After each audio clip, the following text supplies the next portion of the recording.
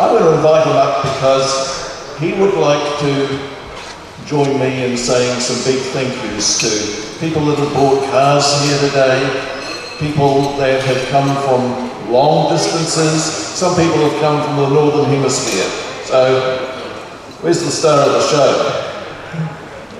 Evening, Michael. Okay, well, you're going to take the microphone because I think you've got a few thank yous. I hate these things in your hand, bloody size. First of all, welcome. This is an incredible show. I said to a number of people this year, I don't know whether I'm going to have an 8 yet. I don't know whether I'll make it. But if I don't, I want a run fight like this, where they have a big screen and we can look at pictures, just like they do at the wake. You know, but I get to look at them, so that's pretty good, isn't it? We're all sick of seeing them. Adam did a wonderful job of putting up videos flattering me and stuff, and some of them make me actually look young. So that was nice to watch. Thanks, Adam. But the biggest thanks must be reserved for Debbie Day and her team, Ray and Tim. Gosh, I'm going to forget a few, but the main central team who put it on with the help of Martin Day, no doubt. And back in May, they said, we just want to make you the star of the show in next January, and I was all embarrassed and said, no, this is not me. This is for old fellas, but here I am, I made it. And you did a wonderful show, and you pushed it along. You attracted so many good people, didn't you, Debbie? And Michael Clark, lucky to have him, the most professional MC we got. And he actually is here to pull gems, as I said, out of the guests. So the idea is not to have a spotlight on me, it's about me and my famous mates, and I've got a lot of them. But when you think about it, our family of motorsport, we've had a bloody good time over the years. There's so many mates you can call upon. But I've got these 3 really close ones, and they're going to sit up on the stage. Michael Clark, one of the sort of special things he did this week, because I said 6 months ago, I'd love to have, instead of having a boring old night where the old farts talk about what they did or didn't do, let's get a couch session, a bit of a Graham Norton thing, and let's see what we can do about getting some good stories. I'd love to have had a little mic that goes on the shirt, not this bloody great thing, but anyway, touch them. So the couch session is really special because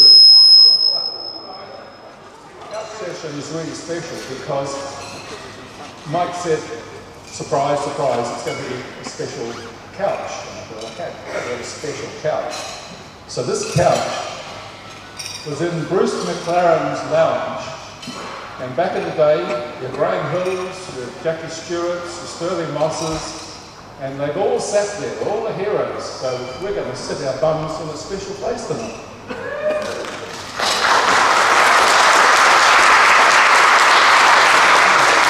Mike's here to keep it tight. One of his jobs is to make us sure we don't burble. And I get a lot of messages over the years, kicks under the table, that's enough. You know, cut it short now, get out of it. So I'll get out of it now, Michael. Thank you. Well,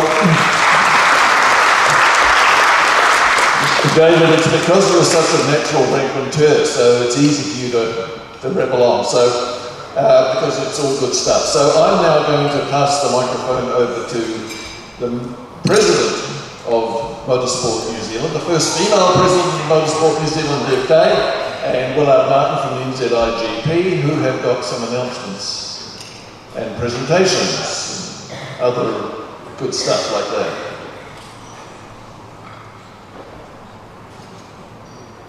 Do you mind a microphone, Deb? I'll look after the microphone. Okay, hello. We probably don't even need to get on the stage, but we do it. I might need to actually, because I've got a little bit of reading to do. It's not often that the wonderful assistant is the dapper gentleman and the lady gets the microphone, but we'll take it.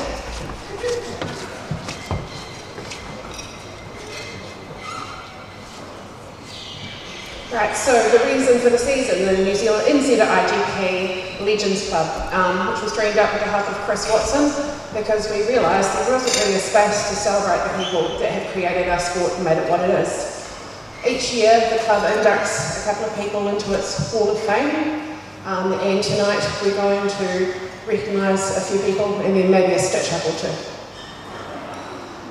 First up, I'd like to invite Steve Horn. Steve was made a member of our Wall of Fame last year, but unfortunately wasn't able to pick up his certificate. No stranger to motorsport. There's nothing this man hasn't done. Indy Cars, Tasman Motorsport, NZ now working with Tony Quinn on the foundation, super keen on his sport and what the young people in our sport are doing, and an absolute legend.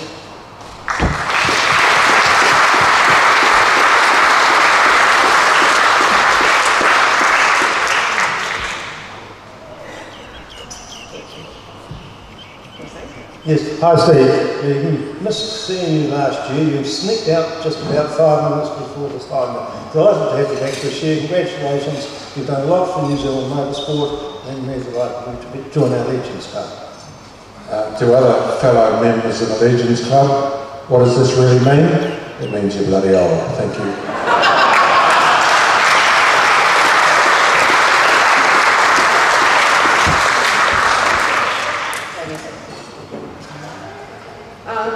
Now, as classic stitch-ups go, there's always got to be someone that is surprised. We'd like to invite to the stage Tim Fisher.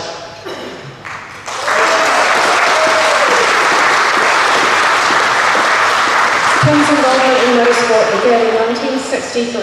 I'm going to get emotional. Sorry, I'll get this under control one day. Remind me to talk to Rusty about media training. As a flag marshal at Ardmore, then Pukekohe Park. He moved through the ranks as observer on the volunteer briefing panel and then as accident investigator, a role that Kim still holds to today. Please don't meet him tomorrow, any drivers out there. A constant presence at the circuit, Kim is a familiar face to volunteers and competitors alike. His calm, unflappable manner, don't you cry because you'll never cry. Approach to his role when times that are highly stressful for all involved is a huge testament to his strength of character. This plus his mentoring and support of younger volunteer team members proves how valuable Kim is to our sport. I was very glad to say that he stayed in the Legends Lounge for lunch today and his young protege, Alex, actually handled the 2 races so that he could enjoy lunch. Thank you, Kim. Congratulations, Tim. You do encapsulate what the NZIGP Club is and also what motorsport in New Zealand is, and it's a lot of volunteers doing a lot of part-time, many hours over the years, and here we are. Like to say a few words? Yeah, well, thanks everyone. I'm absolutely gobsmacked. I went to the second Grand Prix, I think in 1954 with my dad. I tell the story a lot, and it was won by a fellow from Prince Iowa, and he was a Siamese gent, and he drove the most glorious car I had ever seen to that stage as a 12-year-old. It was a 250F Maserati, the classic front-engine Grand Prix car in the 50s. I was rapt. We went every year thereafter, and in 1963 when Pukekohe opened, I've done so much. And I've been coming ever since, and it has been an absolute journey of delight. And people will meet, and friends will make, and the thrills and the pleasure, the cars, the excitement, the company. So this is, I can say no more. Thank you.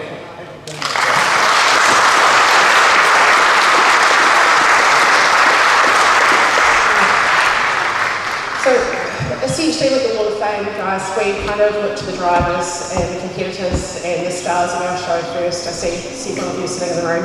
Beardo, I've got a stitch up for you at some stage, not tonight, but I promise.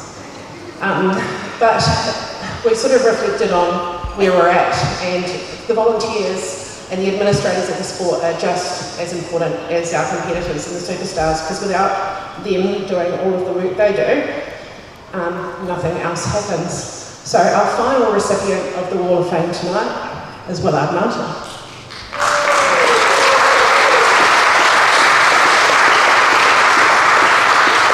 Willard competed in the first ever International Rally in New Zealand, the Shell Silver Fern in 1969. Am I allowed to say that? I just did. He's the current black record still for Rally New Zealand, an FIA, WRC and APRC observer, and also the route coordinator still for both WRC Rally and APRC Rally. He has my utmost respect because he gets to drive Michelle Mouton around stages. A life member of the Auckland Car Club and a former secretary of that club for more than 20 years, Willard has also served on the board of Rally New Zealand and is the current president of NZIGP for at least 20 years, and with Chris Watson, founded the Motorsport Club. Willard is also a steward and was awarded a Motorsport New Zealand DSA in 1996 and a Clerk of Course to Honour last year before. Thank you. Well, yes, a bit speechless, but a bit like Kim. I started off in the early days within motorsport. There I was a timekeeper. I think I was probably about 17 or 18 at the time. Came to Auckland at 21 and Ardmore was running, and then Pukekohe. So been around for a while. Chief timekeeper for NZIGP for a number of years. So those were the Benson and Hedges 500 days, which were great old fun. And we're following Ron Frost's systems and how to lap keep it. Yeah. But anyway, time's moved on. We're still here. As NZIGP, I'd just like to say, hey, as a club, we're delighted that we've been able to move back into the sport. Everything does. We've got a good team working for us with both Tim and Ray. And we're making great progress. And this is our second year. And if we can keep on going like we are, that's all I want to see. Thank you.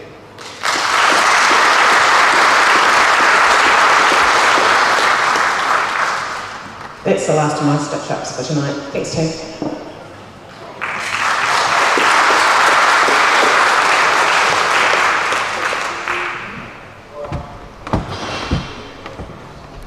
Okay, so now someone will come and tell your table to go to the buffet, and when we've finished dinner, then the fun will start. So you'll get the hint that the fun's about to start when I pick up the microphone again. One of the worst things, the worst thing about being an MC is trying to get everybody's attention again while they've been eating. But you look an incredibly intelligent audience, so I think that you'll figure out that when I'm standing here in about half an hour or so with the microphone in my hand, that it's time for the entertainment part, which I play a very tiny part of, but it's David Oxton and his mates. So we'll see you in 30, 35, 40 minutes.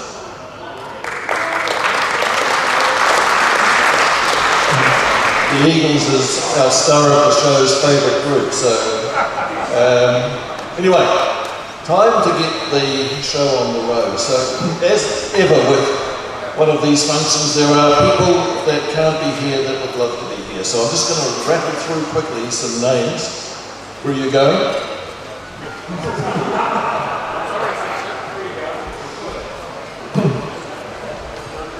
Okay, this is just in the order that they came in. So, David, people that would like to be here. Blair Robson, Laurie Chandler, Jim Barclay, Amanda McLaren, Andrew Stroud, Barbara Manning, John McIntyre, Garth Hogan, Foamy Pursley, Leo Leonard, Brian Lawrence, Andy Buchanan, Aldrich and Keith, two members of the Magnificent Seven that went with David and I and Jimmy Palmer to Bathurst in 2017, and the other member of the Magnificent Seven is the guy that organised the t-shirts that various people are wearing in the audience, and that's Bob McMurray, and he's down being an ambassador for Toyota at Manfield this weekend. So, yeah, good bunch of people. So, this is probably for the last time you have to endure this thing. The stand-up, sit-down game. So, we're going to start with all those people, the most important people in motor racing are flag marshals. The second most important people in motor racing are mechanics. So anybody who's ever been a mechanic on a David Oxton car, time to stand up. Show yourself. So we've got Joe here from the United States. We've got Dick here who's come all the way from England. Jimmy Murdoch, John Cobson. Sorry, sir. Joe Wright, the legendary Joe Wright. Go and buy the book of Joe Wright that Gordon's got for sale in the tent tomorrow. Yep, Steve Horn, good on you, Steve. Gary Peterson, wonderful. Well, actually, stay standing, Jim Murdoch, because not only have you been a mechanic for David Oxton, but I suspect you're probably the person that's known him longer than just about anybody else, certainly his oldest friend. Yeah, I hope it's the case, because Mike is usually close to the information, and was very good one. Yes, probably David and I have been friends for a very long time. And I'm sorry, Stephen, but I've got to tell this story. You know, I had to come up with something, so I thought we'd go back to the very early days when young people were very responsible, don't drive like the things that terrorise people today. And David has always been thought of as a very, he didn't ever crash cars, or not many. On the track he was, you know, had a pretty exemplary record.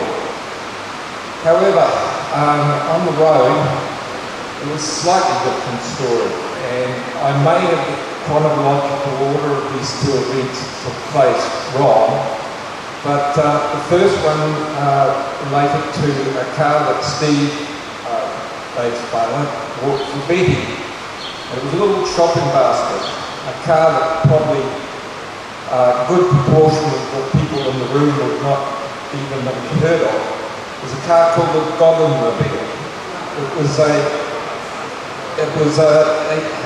It wasn't East German, but it was probably close to being an East German car. Anyway, we went out to try this thing out, and Steve had brought it home for Begg. And done the road test that we were set out to do. However, as we approached David's house, he decided to have a go at mini-spinning this Goggenmobile, and we ended up on the roof. So we managed to push it back turn it over pretty easily, and put it back in the driveway with the roof all stowed in. So that was number one, and the other one was with the Daimler Dart, and we must, for some reason, I think we went up to somewhere like a Sunday drive, and anyway, Dave must have been not paying attention, and we ended up at the front of the ST250 stowed in, and so we arrived back home, drove in at the front so that Steve couldn't see it, and you know, then went and told him the bad news, because the front wasn't very good. Anyway, those are just a couple of stories. The other thing I'd really like to thank for Dave was when I came back and started driving myself, and that first year, the help that he gave me, I probably didn't do thank you well enough, but it was really appreciated. Oh, thank you. Thank you, Jim. All right, what about everybody here who has worked for McLaren or ever raced a McLaren? Show yourselves, McLaren people. Jimmy Murdoch again, shag down the back. Yeah, okay. Gary Leach, Gary Peterson, the last man to ever drive in the New Zealand Grand Prix in the McLaren. Graham Cook, Jimmy Palmer. There's a man not standing, and he has driven a McLaren, because anyone who was at Eastern Creek in 2006 would have seen Ken Smith make a McLaren talk. You've always had the highest regard of racing wheel to wheel, and I don't think there's probably anybody that's raced wheel to wheel with David Oxton more than you. He didn't run me off the road, and I've always said that him and Graham Oxton too. guys, we could trust when they're out there. So when they're in there, any issues, that's why we stay pleased. I never called him an arsehole or anything like that.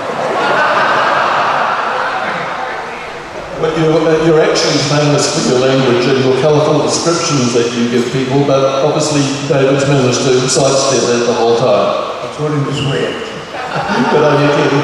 Okay, what about we have, well, let's have everybody that's ever been in a car race with David Oxton, whether it's a single-seater race, a sports car race, the Beanston Hedges 500. Yes. Good on you. Excellent. Barry Phillips, good to see you. Team Winfield poster up here. Excellent. Thanks, guys. All right. Now we have here in the audience some previous winners of the New Zealand Grand Prix. So everyone that's won the New Zealand Grand Prix, could you please stand? Yeah, isn't that impressive? Okay, now stay standing if you won the New Zealand Grand Prix. Paul Radisich, 1988, fantastic race. We were cheering for him. Dean Hall with a pretty bitter battle. Okay, stay standing if you won the New Zealand Grand Prix, let's say, 3 times.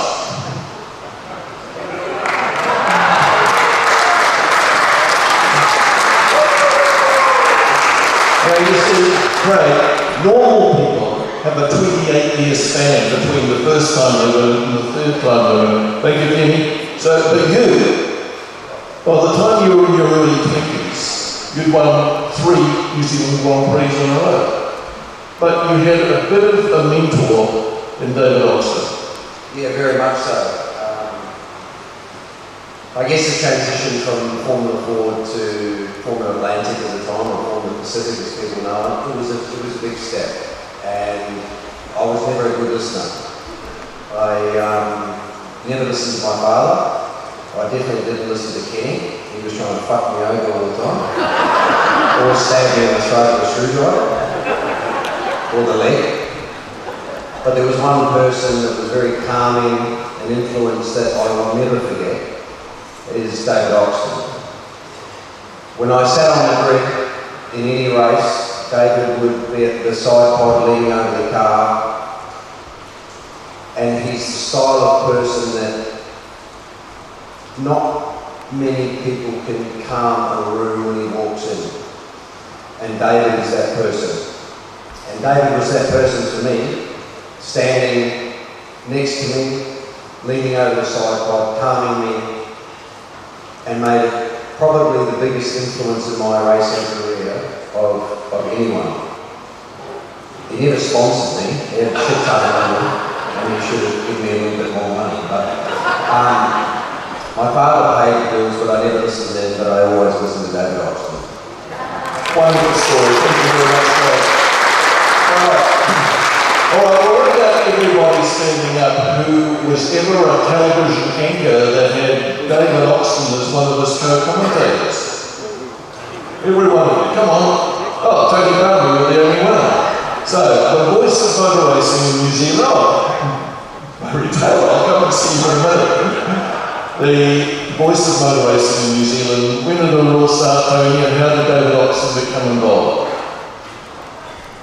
Well, it's a long story, and there was a lot of different motorsport because we used to cover. Basically, we were TV2, and TV1 had the rights to everything that was of national importance. In other words, if you wanted to cover a sport, you better find one that was different.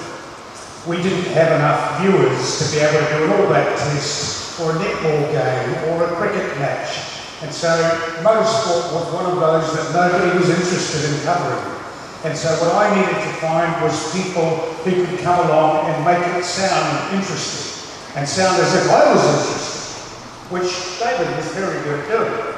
And he did it very well. And when I was invited, I'd like to say a very sincere thank you to Deb for inviting me to this function.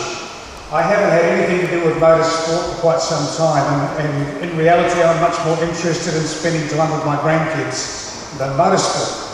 The one thing I always enjoyed about motorsport was that it was a family situation. I could take my eldest daughter, who's now in her 40s, to really any track in the country. And there would be families who would look after that girl and play with, they'd have kids similar ages and be able to play with each other and hang out, and my Jess never had the slightest interest in anything. It was just cars going round and round and round, and it was very dull and very boring. Whereas now, she can out-argue me very easily on Formula One in particular because of a particular program on Netflix. And it has transformed the viewership of motorsport. And that has, I think, and now requires somebody who is better at explaining motorsport to a wider range of people, including women, because there are a large number of fans. And there is nobody on television now doing that. And I just think there's a bloody big hole, and we need to breed some new ones. And the thing about motorsport, I guess, is that when I was invited to this, I felt very privileged. But I honestly didn't think, because I haven't been around the sport for a long time, that I would know anybody, nor that anybody would know me. And then I get here with Deb in a car, we walk into the office, and who's the first bloke I run into? Kenny. And I'm thinking, well, there's still small buddies around, and then, not long later, I run into Shaq. And I thought, both of them can give me 10 or 12 years. And they are still here, and as I spent yesterday and today, and hopefully we'll have a really nice day tomorrow, the one thing that I'm really looking forward to is that I just keep meeting people that I knew when I was engaged with and doing motorsport. And that's true, I think, of the reason that I like motorsport people, whether it's motorcycle racing or rallies or circuit racing, it doesn't really matter. They've always been nice people, and I think part of the reason, a large part of the reason why they are nice people is that growing up they've had to be, because they've had to raise money. And you can't be an arsehole, and you can't be arrogant, and you can't be somebody who is unlikable if you want to raise money to sponsor your car. And so they've learned in many cases, Paul Radisich here, Craig Baird, various people along the way, even Kenny with his mum, always in the pits. These are family, groups of people that have looked after everybody really well. And I honestly think that is a good reason why many people in motorsport are just decent folk. And so it's a nice sport to be around. And I feel very privileged to have spent as long as I did, which was about 37 years, covering all different forms of motorsport. And I've met some amazing people, I've seen some amazing events, and I'm very happy to be here for the weekend, which is cool. It's great. Thank you, Tony. Just about finished now, but what about everybody in the room who is the goddaughter or the father of a goddaughter of Kelly and David Oxton? Oh, hello, Charlotte. Charlotte Jackson and her dad, Mr. Ford. I think if you pricked him, blue blood would come out of his veins and so forth. You and David Oxton, just a great one. I guess the fact that the godparents to one of your children is testimony to that friendship. It's pretty special, isn't it, Michael? Hello, everybody, and I'll come back to Charlotte and the goddaughter situation. I won't get you to speak, Kelly, it's okay. I first got involved with David in from sponsorship and a marketing type viewpoint as a young guy, as the marketing manager of Ford, and one day I got a phone call from Ray Stone, and Ray's with us today. And he said, Gary, there's something really deep going on in Formula Ford. This is 1981. Some of you are part of this or know about it maybe. And he said, Gary, we need to talk. I knew Ray from the Massport days in the mid-70s through the rally team. And he said, look, as well as meeting with me, he said, the real guy I need you to talk with, because I think Ray said, I don't know if you know him that well, but he needs to be part of this discussion. He is Formula Ford in New Zealand, and it's David Oxton. So we met at this little quiet, I won't say dingy, it's not the right word, but it wasn't the most salubrious hotel in Simon Street, just up the road from John Andrews, Carlton Ball Road. Anyway, Formula Ford at that stage was under real risk from some other interests. Not only did it need a bit of money from Ford, but it needed a face to go with it. David and Ray gave me the examples of Cor van der Dungen, who was then the face of Dunlop and Motorsport, Owen Steele, who was the face of Shell, I think. And anyway, so out of that we decided to lift the game that Ford had within motorsport, and we got Formula Ford back on the rails to the extent that it's still as strong as it is today. And that whole story, but the whole state of Formula Ford in New Zealand and the new strength it's getting goes all the way back to that hotel in 1981. And I want to thank you guys both for that. So first story, second story is a lot shorter because it's nowhere near quite as successful. But somewhere there in about 1986, Motorsport Pacific, a little group in New Zealand who did a deal with Andy Rouse, bought a Sierra XR4 Ti BTCC winning car off Rouse, brought it to New Zealand, signed up David to be the driver. Somewhere in there when they decided that we're going to take on the Wellington Street race as well as the New Zealand Summer Championship, it needed a team manager, and I got leaned on, is probably the best word, but anyway, I was out of my depth a little, but I was certainly not the technical type team manager that you would normally have, but it was great to do it.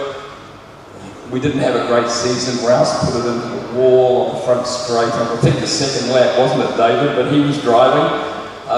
Rouse was driving, not David. But anyway, out of that, our relationship grew, particularly David and I personally.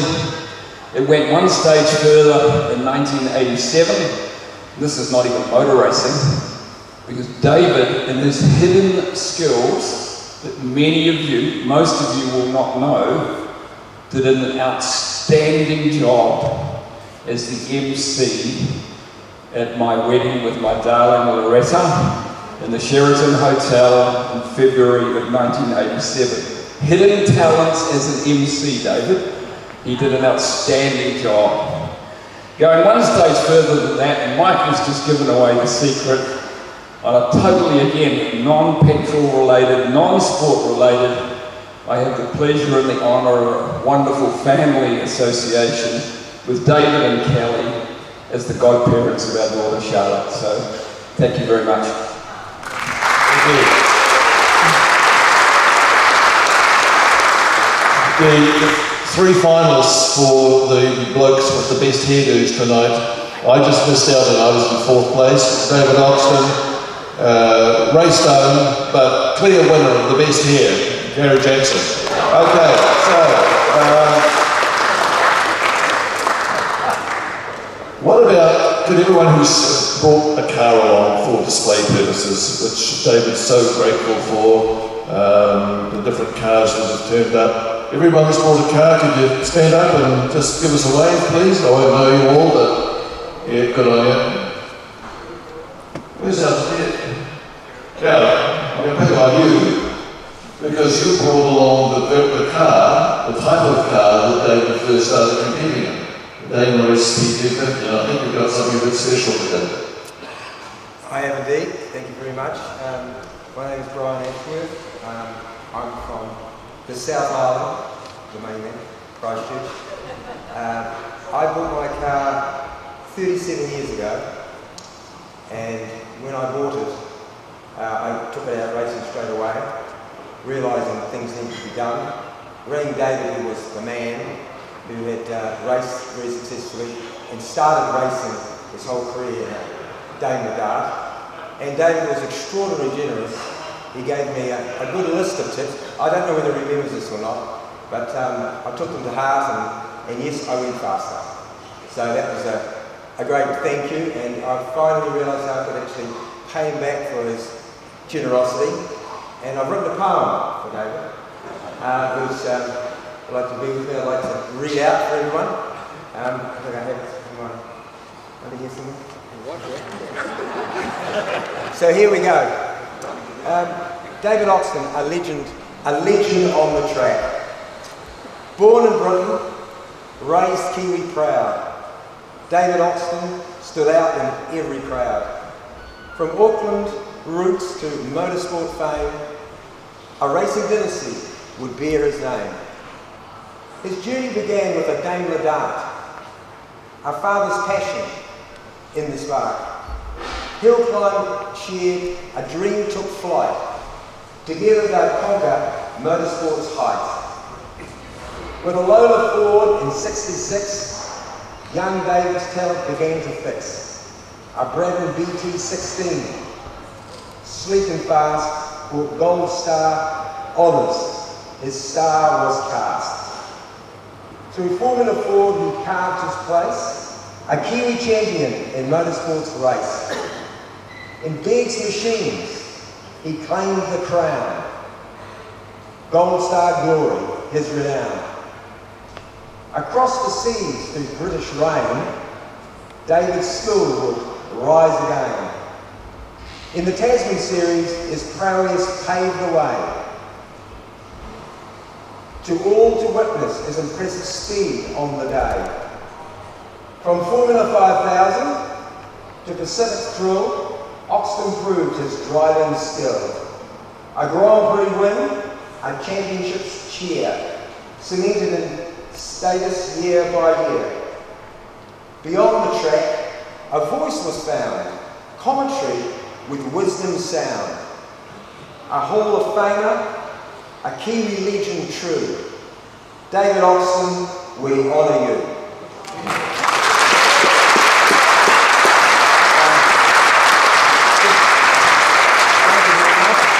One last thing, I've wanted to give him something permanent to take away.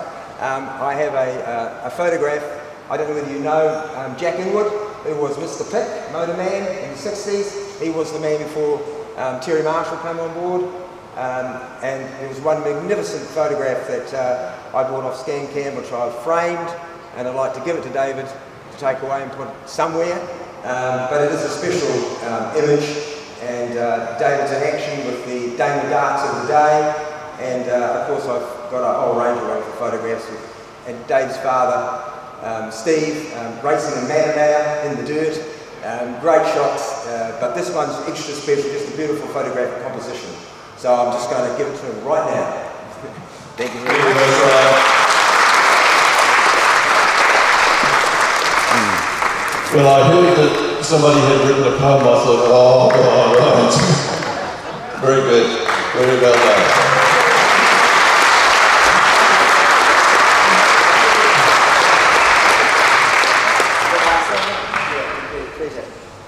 All right, dessert is out. We're going to have a break for 10 minutes or so while you go and get your dessert. Before we do hand, we have, well, there's been a few little surprises that David didn't know about. The Coca-Cola livery that Alan Boyle did on the P76 is just wonderful. Gary Pedersen knew about it, but he sent me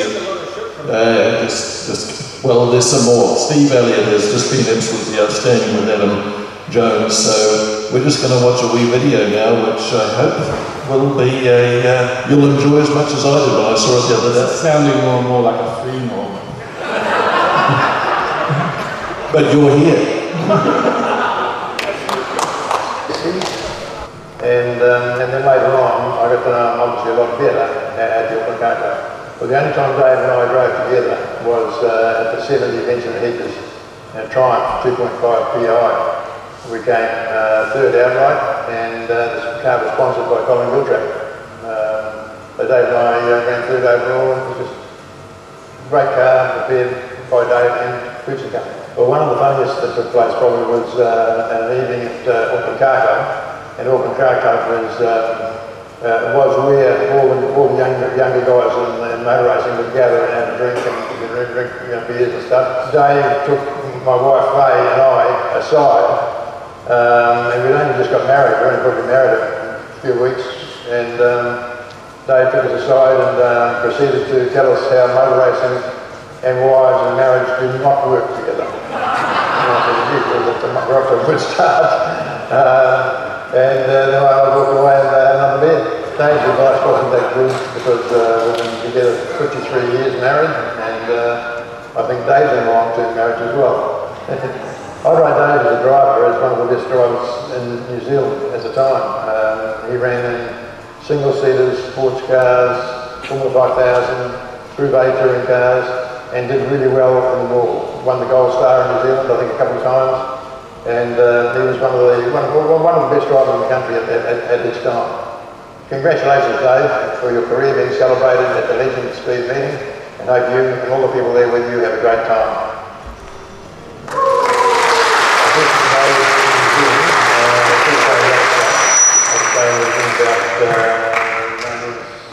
In the mid-60s. So, Jim Richards, and everything you said, you were telling us over lunch the other day that the Auckland Car Club is the epicentre of so many friendships and connections. Yeah, like, is Paul Begg here? Is Paul here? I'm sure if Paul was here, he would agree with me. Jim Richards is the greatest racing driver in New Zealand history. He could drive so many. I mean, I know I've seen Shane and all the guys that have gone before and since, but if we ever had a vote amongst the drivers, I reckon Jimmy would be the driver's driver. Kenny, what do you reckon? You know, he was so skillful on so many levels. He is so skillful on so many levels. Yeah, he's not as young as he was, but we're all feeling that at the moment. But hey, what a hero. And he's the guy that should be a legend tonight, but thank you, Jimmy, that's neat. Great stuff. All right, well, let's break now.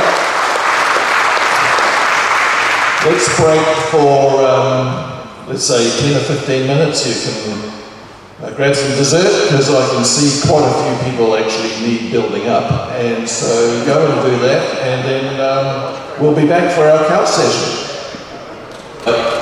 We've got a message here which I think is important enough given what it says, but also who said it.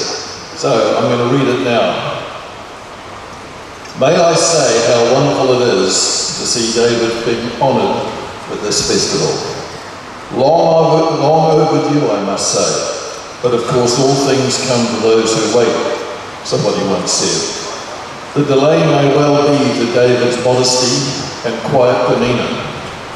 It has long been my opinion that had Bruce McLaren lived, David would have been yet another Kiwi in Formula One.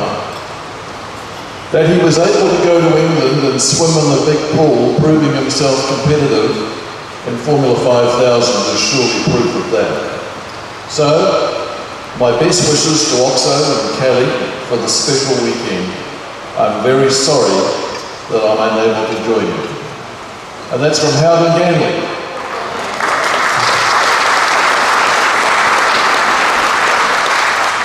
Because, you know, we had a lot of great drivers.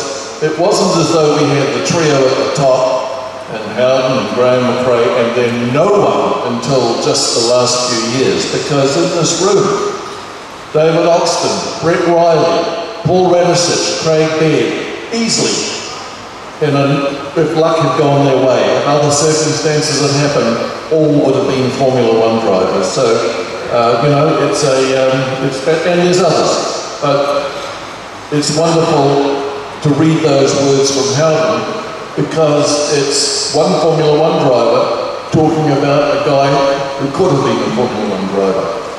So we've got another little surprise for David before his friends come up and join us on the couch. It's another video from Kevin Bartlett in Australia.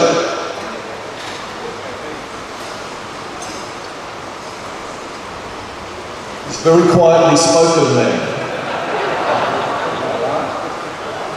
So we're going to put up a few minutes of it. Hello, David. What would be a privilege to join you with your tribute? Unfortunately, I can't. So, hello, David. It would be a privilege to join you with your tribute this weekend. Unfortunately, I can't.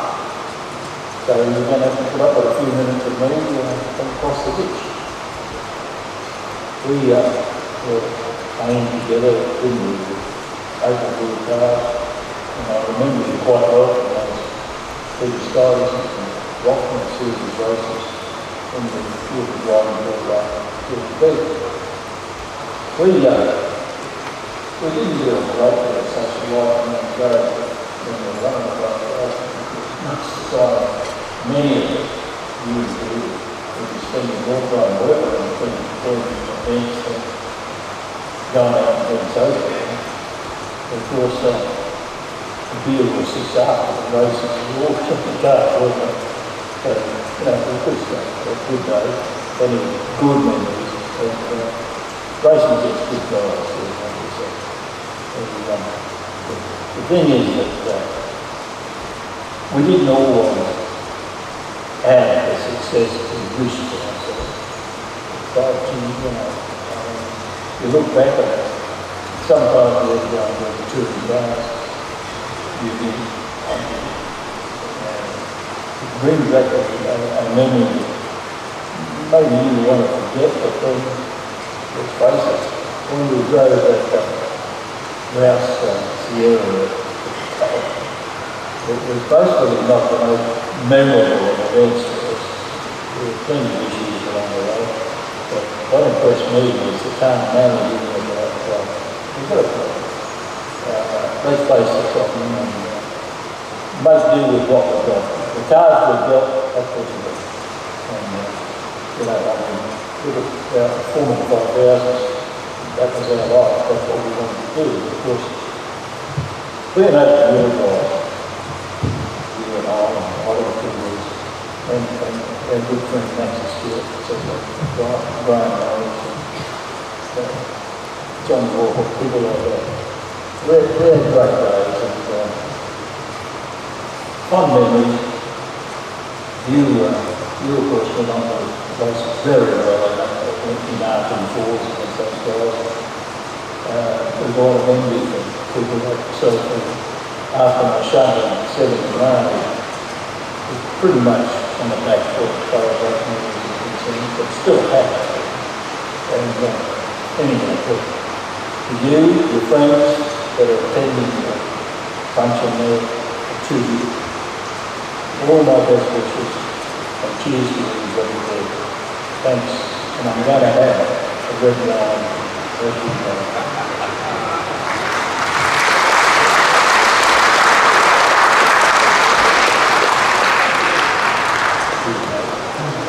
And I said it before, but I need to just reiterate again. This was all put together by Steve Elliott and Adam Jones and David. It was a lot of effort that was gone to, but boy, so worth it getting those gems across the Tasman, and Jim Richards and Kevin Bartlett. So, good stuff. All right, so now's the time to get the count session underway. So let's get some guest honours, Graham Morton would say. So, first of all the way from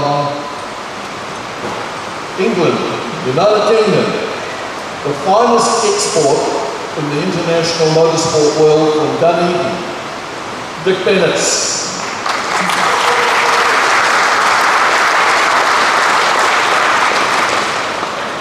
And from Queensland, Australia, but originally from just over the hill here on what we in Counties Rugby used to call the high belt of Onifero, Ross Stone.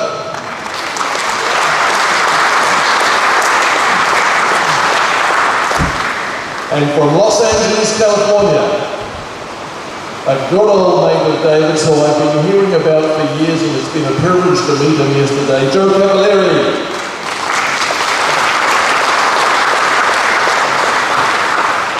And he needs no introduction. This is all about him, even though he doesn't want it to be. David Oxton.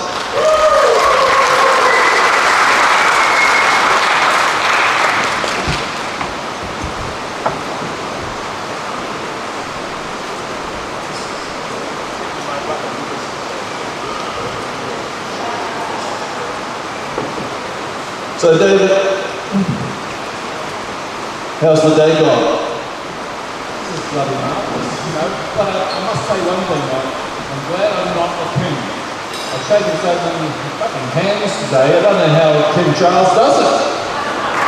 Thank you all. Genuinely wanted to say, you know, good on you and thank you. But it's been fun.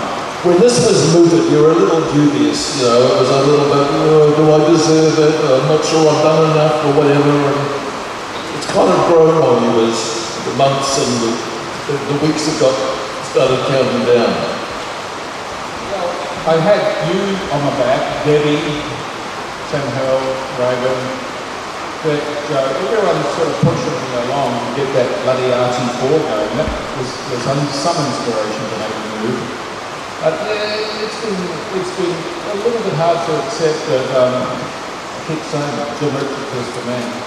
But thank you, as I said earlier, Debbie, for giving me this opportunity to share it with my mates of 50 or 60 years of racing. Bloody neat. Yeah. David, you are part of something similar to George and Jimmy Palmer, to Doug and Graham Lawrence, to Maury and Ken Smith, in that you really have your dad, I guess, as the absolute start of the whole thing. You always had this wonderful saying, and I think it would be neat to say it again now, but I wish I can't remember it, but it's how your father rated you. He thought you were twice as good as you were, and you thought you were about half as good. How does it go? Yeah, that's an old thought. When I really analysed, and even Graham McRae said, you're on your emphasis in your pocket too much, but yeah, I used to say I'm probably twice as good as I value myself, but half as good as Dad thought I was. But hey, we were lucky that we had family, and all of us in motorsport in New Zealand were lucky to have that. Only two really good drivers didn't have that. Jim Murdoch and Graham McRae. But the rest of us had this family around us, that we all had the family of motorsport behind us. So whenever we were hurting for anything, we were supporting Jim. Maybe not supporting Graham, but we were lucky. And certainly that family was a huge part of our sport. So obviously we've got to know a lot about you in recent times, but tell us about your dad, tell us about Steve. You obviously, he and your mum immigrated from England in the early 50s, and he didn't have he had a motoring background, but did he have a motor racing background in the UK? None at all. Probably went to the Isle of Man or motorsport events, but I didn't fight about it. So when I was in the early teens, when he encouraged me to maybe go racing himself, he did the Morris Minor stuff. Eventually got a David Oxton and ran hill climbs and sprints. And that's when I worked with him, or should I say rode with him. But the good thing about the relationship with Steve is that all these three guys here, my mates, had a close involvement. And Ross worked for him in the mid-70s. Begg obviously had to work with him when he was, Begg was looking after all my former Pacific cars. Joe had the pleasure of meeting him in 1970 when Joe came to New Zealand running 25,000 for an American driver called Mike Goff. So they've all had this close relationship with my dad, who a lot of you out there knew. And we've got some good memories, some one-liners, some funny moments, yeah. Joe, you were telling me last night, you arrived in New Zealand, you were a young fella, never been out of the States, I think you said before, and you arrived in New Zealand, and tell the audience how you ended up at Oxton Motors and meeting Steve Oxton and what happened next.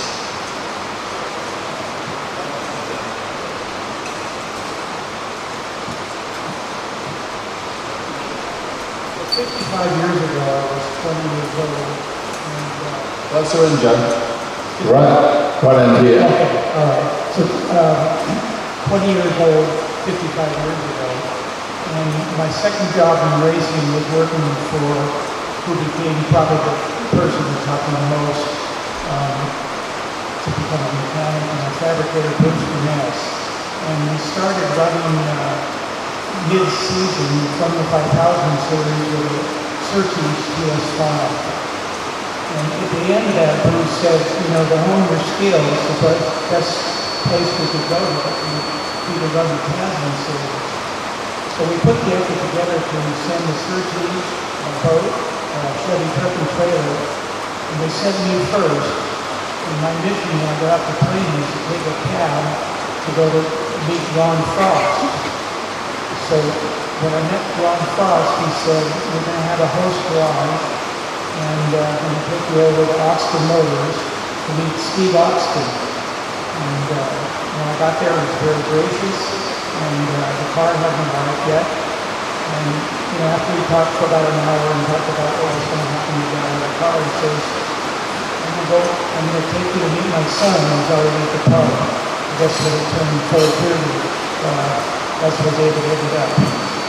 So we go to this crowded pub and met David, and from there we were lucky enough, it was the last season for David, and we asked him if he would work the series with us, which was, thinking back, was absolutely invaluable because we would have been hard pressed to find the tracks.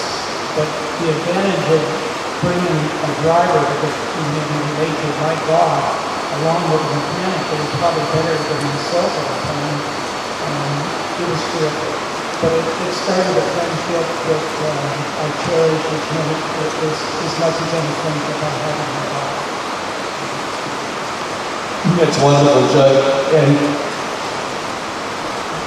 Mike Goff wasn't always the most reliable guy to turn up to,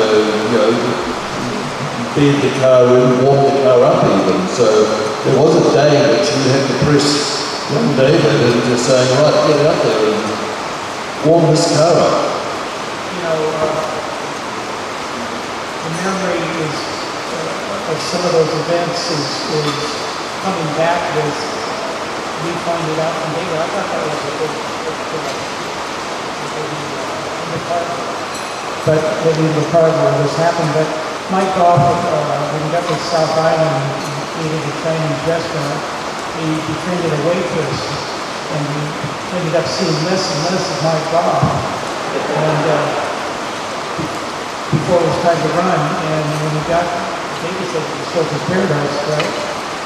Mike Goff didn't show up, and Bruce says, David, you get in the car. And he didn't have a helmet.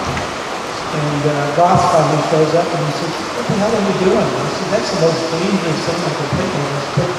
He wasn't as pissed about somebody being in his car as the fact that David didn't have a helmet. That's great stuff. So, Ross, you worked for Steve Oxton.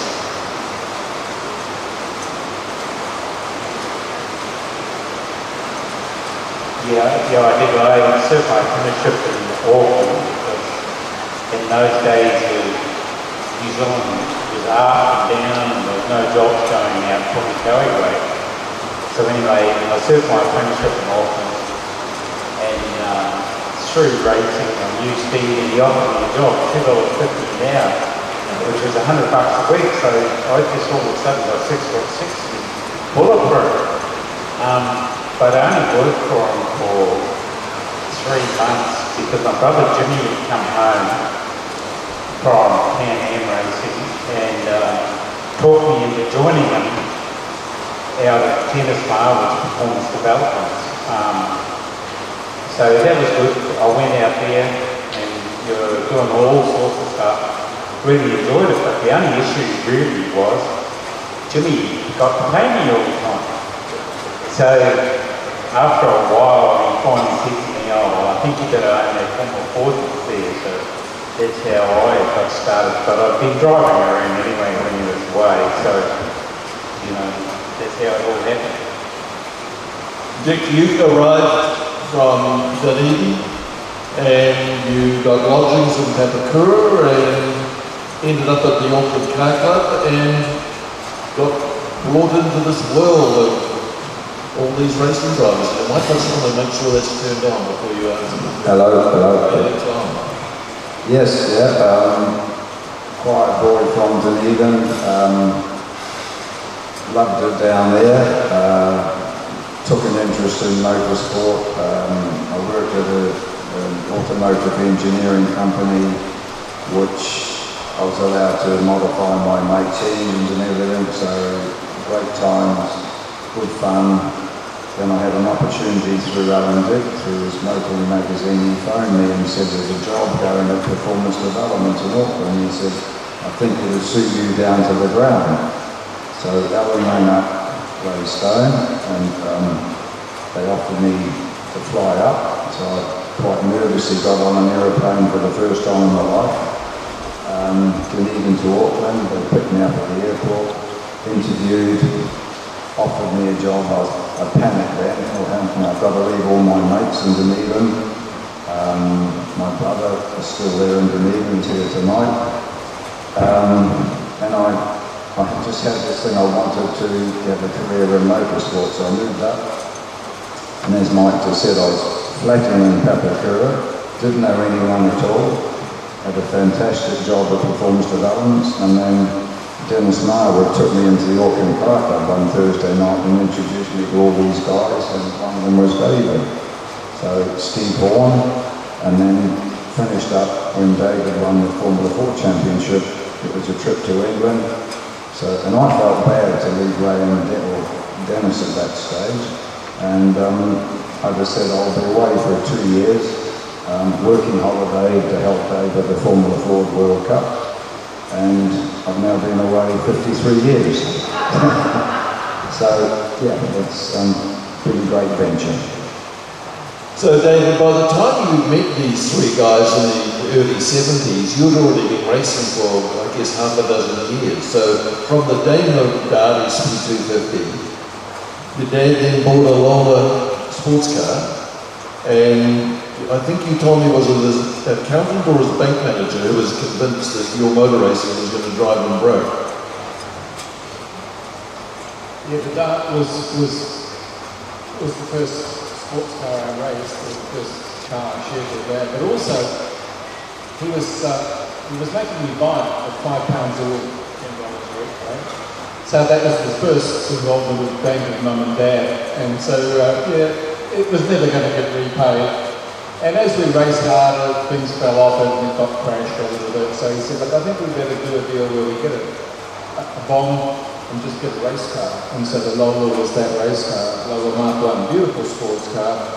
And that gave me the skills to go around the country and learn how to deal with tracks in New Zealand and to race car. Didn't do go-karts, didn't have that ability to go and do that stuff then, or we didn't have the chance. So the Lola was the lead into a national formula for Avon. Roll Levis said to Steve, obviously trying to engineer a sale, maybe we should give Dave 10 laps in the car, and that's what I did. And then we bought the Jim Kinsey car, and that was the start. Many good years, 2 or 3. Graham Lawrence, Ken Smith, Graham McRae, Bert Hawthorne, John Nicholson, McKelly.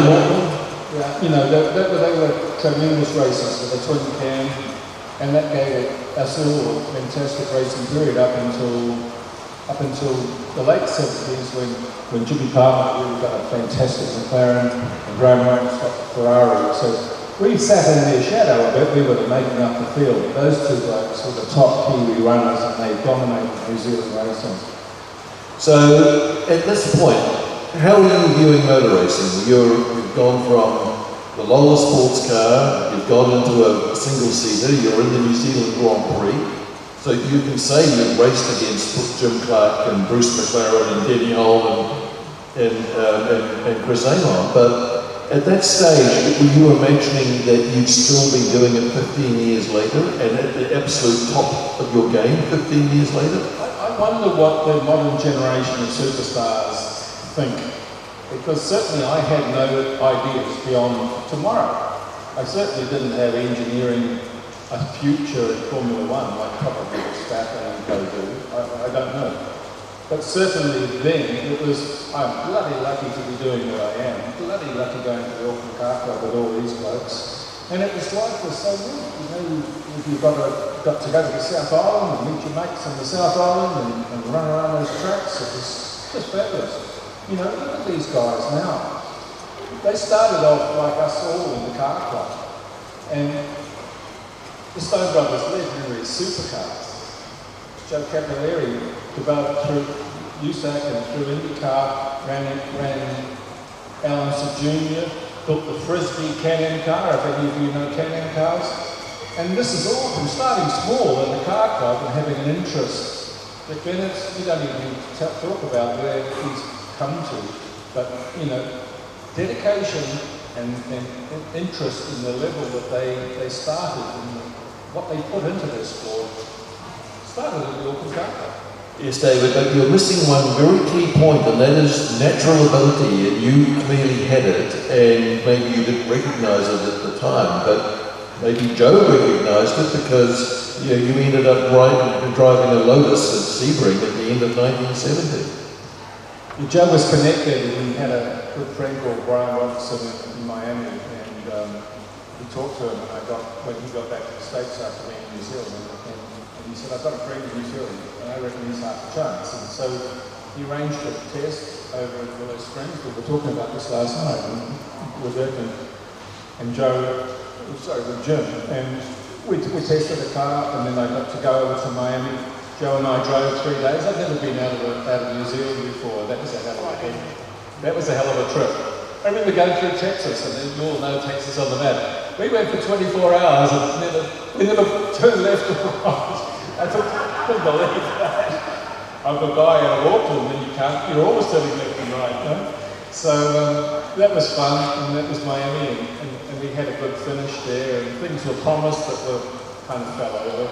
But everyone knows about those stories in life, that some of the deals work out, some of the deals don't. But I've had a bloody neat journey, and thankfully I've met a lot of good people. I got to add to that story. It's pretty modest. So Bruce Burness and I instantly liked David, and like I said, he was instrumental in us running the full Tasman Series. And we only heard about him as a driver. We didn't see him drive, but we had this feeling that it's probably a good driver. So when we got back, Bruce and I got back, again a half a season later, we started running a Lotus 70A with a Ford engine. It was a car that Lotus Components had built. And the only time it ran before was at Sebring the year before with Mara and Reddy, and he led it, and then there was some problem. And Ryan Falconer, the engine builder, never got paid, so he ended up with the Lotus 70. And they thought to promote the engine, they asked Bruce if he could get George Fulmer as a driver, and we ran a handful of races. The races that only were in conjunction with George Fulmer running with Cornell Jones in the Trans Am, because George's expenses would be paid. So we ran 5 races, and 1 to, the car was an outstanding car. And so for the last race of the series, was Sebring. And I think Bruce put it together. I might have had a word in there, but let's see if we can get David. And so Lotus Components sent over another Lotus 70A. And so when David arrives, you know, he's got jet lag, and right away, the two of us are towing George Fulmer's car 3,000 miles to Sebring. We only stopped one night. It was in New Orleans, Bourbon Street. We had a great time, but then we had to hit the road. So by the time we got there, we had these 2 Lotuses. So David is now a driver / mechanic. He and I are mechanic in his Lotus 78. And Bruce was running George. There were some other people there to help, some people from Lotus, and the designer of the car, Martin Wade. But thinking back, this was a very competitive season, and everybody there had run the whole season. So we're talking about Mark Donahue, David Hobbs, George Fulmer, John Cannon, all the top guys that had won races that season, right? And David, I didn't know at that time, it didn't dawn on me, he'd never been in this kind of car, a Formula 5000 car with that kind of horsepower. Nor had he been to the States, nor had he been to Sebring, which is an airport course with very few reference points.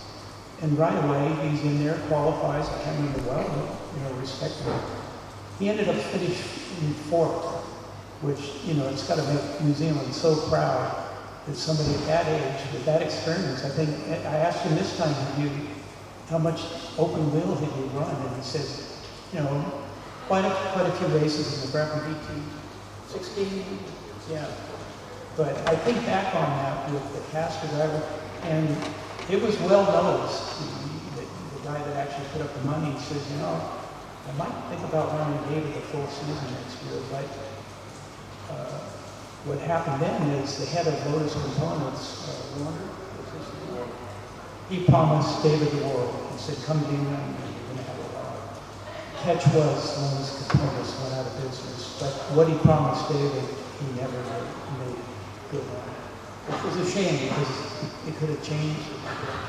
On the podium, which I didn't even get deserved the podium, but Mike Warner was the boss of Lotus Components, said, and I'm proud to announce that David will be our Formula 3 driver in Europe, in Britain next year. You know, where did that come from? Didn't know about that. But within 3 months, that dream had gone because I get the text. Lotus Components in receivership, all contracts cancelled. So, hey, you've all heard those stories in motorsport. It does attract a few rogues and vagabonds, doesn't it? So David, you make the backward step, I guess, to Formula 4, which was the big new coming thing, and to win the New Zealand Formula 4 Championship, the first New Zealand Formula 4 Championship, you had to beat your best mate Jim Murdoch to do it, but there was this big trip to Europe as the grand prize. That was lucky. The very first year was Formula 4, it was called Formula C. Ron Cross, the clever man, said, we're not going to give Ford the title for free. We'll call it Formula C and we'll get some money out of Castrol. What a great idea. But inevitably it had to become Formula 4 because that's what the world was doing. So the very, very first one, I knew that this is a lesson for the future for any of you guys that are young. But get into a formula when it's new. And that was my secret. There wasn't many good guys in there. I mean, Jimmy was good, but we had Dauncey Teagle and a few other guys. Dauncey Teagle, famous for saying coming second is like kissing your sister. but the guys in it were kind of, they were agricultural cars or converted cars. They weren't, and I had a works Alpine, so to speak, from Australia. And it was a shit hot year.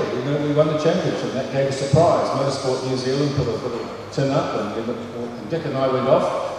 And as he said, he was going for 2 years, and we had a ball. We did a lot of tracks, did a lot of fun. Never won the championship, but gave them a fright. I stuck it in the wall, which is what every Formula 4 driver should do sometime in his life. I just picked the wrong time to do it.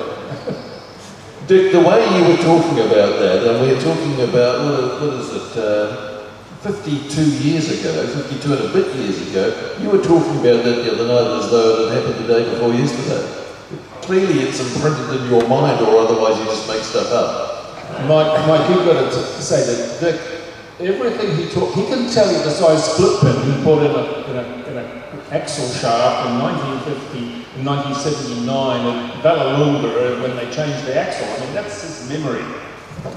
But it must have been memorable stuff, Dick, because clearly it's imprinted in your brain. There's some good things I remember, but there's some things I'm starting to forget, showing my age. No, the trip to England was fantastic. Now, when I was at school in Dunedin, I hated French lessons, so I sat in the corner reading magazines behind my French book, reading all about Cosworth Engineering, Alan Mann Racing, And I thought, what do I learn French for? It's 12,000 miles away. So of course we go to it. My first trip to France, I tried my best French and they said, speak English, we can understand you better. But going back to the Formula 4 trip, it was a fantastic journey. And another little story, David will probably remember. After we did several races around several circuits, because they were on treaded tyres, Firestone to Reno's. New Zealand was on slick tyres. So after every race, we go into the bar at the circuit and have a debrief. Very important to do a debrief while it's fresh in our mind. Get on to the second pint of air. And I think it was Mallory Park. We were standing having our debrief, and this big fat chap comes over to us and introduced himself. I'm Jerry Marshall. Wow, Jerry Marshall, he's famous. And he admitted to us, he said, you Kiwis do it properly. You go racing, go and have a beer and discuss it. And he became a good friend. Fantastic guy, but the racing was, as David said, we were finding our feet. We had an old 3-year-old Merlin M11A belonging to a Kiwi fabricator at McLean's, Alan Burrows. And we decided to keep that car. We're humming and hawing. David was going to buy a new one of this, new Van Diemen, new whatever. And we decided to keep the old Van Diemen, rebuild it. I went up to Scholar Engines, rebuilt the engine, and we get to Brands Hatch, and David sticks it on pole. And everyone, who is this guy? Our tow transporter was a Mark III Zephyr. We didn't have any race trailer, couldn't have any trucks. There's 3 or 4 of us. John Farnsworth, Jim Penton, yeah, and that was our race vehicle, a Mark III Zephyr. So who's this lot on pole position? So race day was different. So no, David can finish that story. David, the success of you meeting George Begg probably could never have been imagined at the time. You know, a gruff Southlander and a flash Aucklander. An unlikely combination, yet, my word, what a successful union that was. 100%. Like, the difference between North and South is never more pronounced than in the cargo to Auckland. I mean, it's improved over the years, but I'm sure that the Invercargill people loathe us. They think bloody Aucklanders, Barry Leach, am I right? But you know, George is in Drummond, which is about as near as the South Pole as you can get. And he wasn't ever very forthcoming in actually saying, you know, I'd like to have that as a driver, something like that guy as a driver. So he got hold of a journalist, as we all know, called Alan Begg, and said, do you know that Oxton guy? If you do, ask him if he wants to ask me to drive his car, then I might listen to him.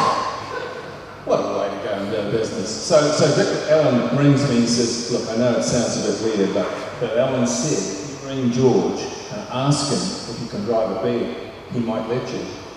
So I mean, I didn't have a lot of shit going on, you know, like I've just been sacked by Mike Warner from Lotus and nothing was really going on. I was working for my dad, I was on wages. But that was cool, so I did, and so the first thing he said was, David, it's fine, but you're the driver and that's not your dad. So Steve was told, go stay away from the racetrack, which is a fairly common theme in racing, I believe. Which is fair enough. Yeah. And so we started that relationship. I went down to Drummond, near Drummond, worked with George and his lovely wife and 5 girls. I lived in that house and I couldn't believe the washing machine and the stove went 24 hours. There was roasts in the oven, they had roast for lunch, they had roast for dinner, the machine was constant. But somehow there we managed to get into a racing car and we went testing it. We drove the FM4, which was the first lovely gold car that Terry Rush has got on display. Go and have a look at it tomorrow. And we managed to win our first Gold Star Championship together, which was great for him, great for George, great for me. And then the next year he said, look, I've got something special in mind. We're going to build another car, the FM5. So that's the black car in the shed. Len Southwood kindly brought it up, and Mike Terry brought it all the way from down south to be on display. And the FM5 was built largely like a Graham McRae car because he said he was friendly with Graham, and Graham had fuel tanks which were common to both cars. So that dictated the shape. And again, the car started out brilliantly, won our first Gold Star race, won the Gold Star Championship. But he said, David, we're not going to Australia like all the other cars because we're going to England. Wow. Joey Wright was engaged as a mechanic, fantastic. And away we went to UK and we missed a couple or 3 rounds because the old B orange trailer was pushed on a boat from down south. Over we went. First race, Mallory, Kiwi engine fell apart. We didn't have a very good day. So George went off to Mr. Moran by BDS and bought a Moran, the same as Graham McRae. And then we started having some good races. We had maybe a 4th and a 5th somewhere along the way. Some good qualifyings. So we had a very, very good season. We took, what is it, Colt to Newcastle? Iceland or something. But England was the place where you had racing cars. But George Begg took his FM5 to Europe and loved it. And I was so lucky to be part of that trip. And the debut was at Silverstone? No, the debut was Mallory with the blown engine, but we had the last race of the season, funnily enough, was Silverstone, and it was a really wet race. Practice. We went round the warm-up lap. I could not see the difference between the tar seal and the track, the grass. All I could see was a red light from the car in front, and I thought, this is dumb. I can't stop if he spins, and so I pulled in. Joe was there, and I said, Joe, I can't race like this, and he said, your call, and I agree with you. And so I withdrew, and all the other cars pulled to the grid, and then the entire field withdrew, and the race was cancelled. You know, that was a case of men using their bloody head instead of their lower parts, you know. There's times when you've got to pull the plug, and it takes one to do it, I reckon. But at a non-championship race at Silverstone, when Formula 5000s and Formula 1 cars were on the grid together, you know, George Begg built in Southland, New Zealand, on the grid with Ferrari and McLaren and Lotus must have been just massive for George, but David, massive for you. Amazing race, but I don't know, there was a shortage of Formula 1 cars or some issue. The politics were pretty big in motorsport then, and threats and so forth. But they had a goal, some sort of a race of champions, and they had 12 Formula 1s, and the field was to be made up of 5000s, invited 5000s, and we got on the grid. George Begg from Invercargill, Drummond Invercargill, puffed his chest out like, I'm on a Formula 1 grid, how good is this? And it was, you know, that was a pretty neat thing for all of us. And the lowest point was I spun off with Jackie Stewart and Jochen Rindt. And it was snowing on one corner. Unbelievably, England weather. It amazingly, Stowe and Beckett's or whatever that complex is, the snow came down and it just, a cotton wool everywhere on the track. I'd never seen it. And that's what happened. We didn't have a starter, those guys did, and they were away. But what an experience, fantastic experience running with those cars. So you came back to New Zealand, you bought that Begg off George, you won your third gold star in a row. You sold the car, and kind of what happened? Did you go into a bit of a hibernation? Did you think that it had all finished, or were you just waiting for the next thing to come along? Yeah, at that point, I don't know whether we'd started to buy the garage in Newmarket, sold everything up, and realised that there's other things in life than motorsport. But pretty soon after that, Robbie Lester, a wonderful man that was president of Motorsport New Zealand, went on a bit of a road trip and said, it's time we started Formula Pacific in New Zealand. Well, that didn't really make George very happy with his 5000s, and I'm sure Kenny Smith at the time and Graham Lawrence, who had a lot of money invested in Lolas, really didn't think much of that. But inevitably it happened.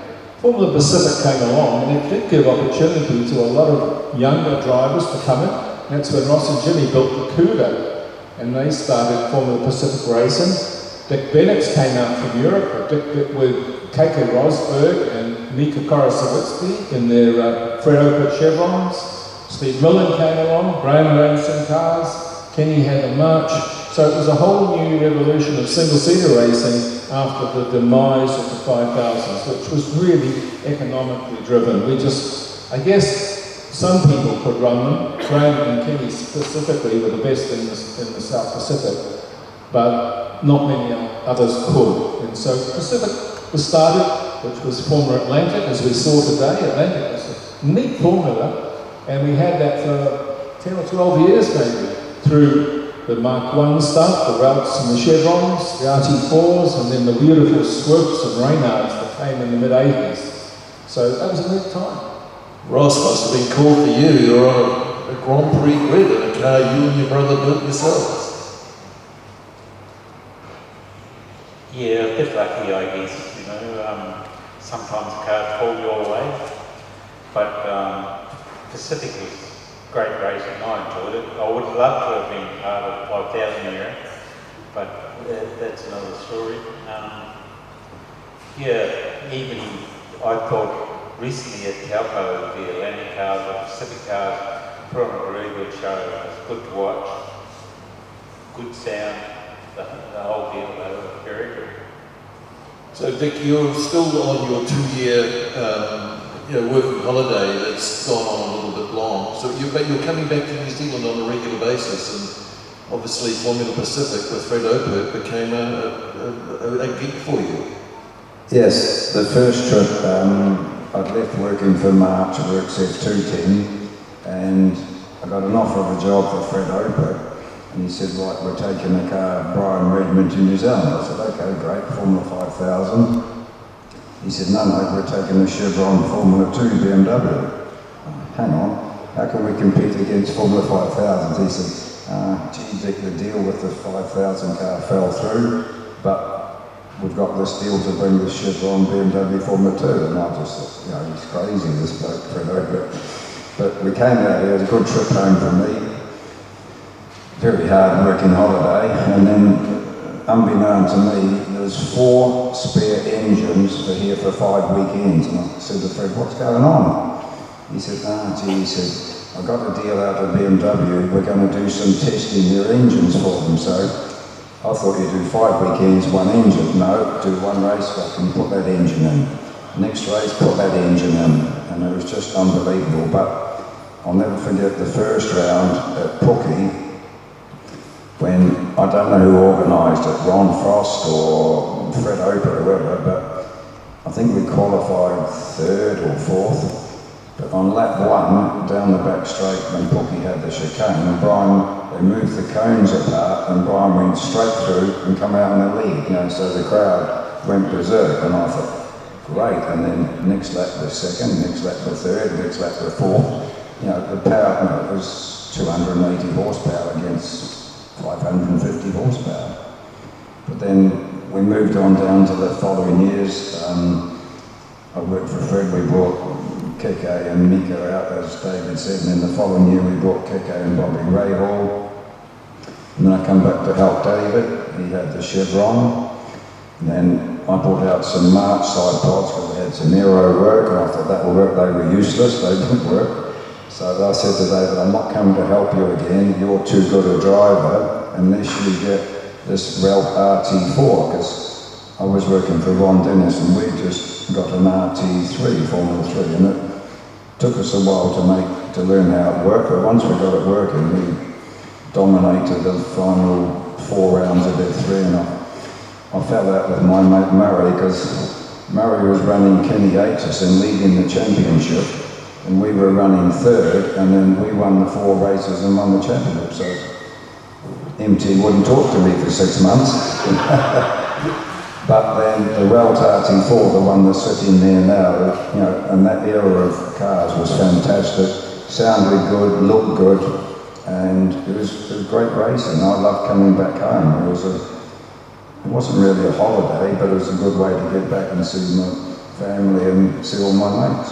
It's just as well we don't have a microphone on Kenny Smith, because he was so impressed with Brian Redmond taking the chicane flat at the end, in the middle of the back straight.